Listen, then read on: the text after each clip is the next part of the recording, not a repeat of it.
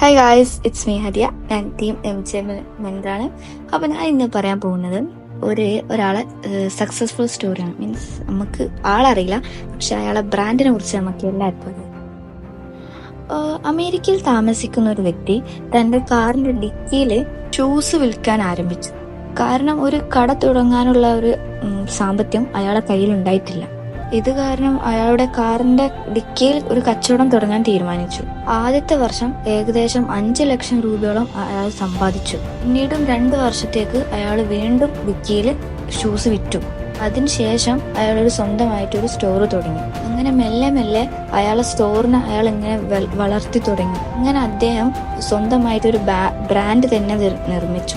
അങ്ങനെ 1984 മൈക്കിൾ ജോർദാനെ കൊണ്ട് അയാളെ ബ്രാൻഡിന് പ്രൊമോഷൻ ചെയ്യിപ്പിച്ചു. പിന്നെ ആ കമ്പനിയുടെ നിർത്താതെയുള്ള വളർച്ച ഇന്ന് അത്ലറ്റിക് ഷൂസ് നിർമ്മിക്കുന്നത് അദ്ദേഹത്തിന്റെ കമ്പനി ഏറ്റവും മികച്ച കമ്പനികളിൽ ഒന്നായി.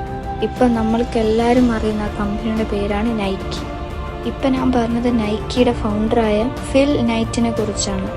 ആദ്യത്തെ ഒരു വർഷം 5 ലക്ഷം രൂപ മാത്രം സമ്പാദിച്ചയാള് ഇപ്പം അദ്ദേഹത്തിന്റെ കമ്പനി ഒരു മിനിറ്റിൽ 13 ലക്ഷം രൂപയാണ് സമ്പാദിക്കുന്നത്.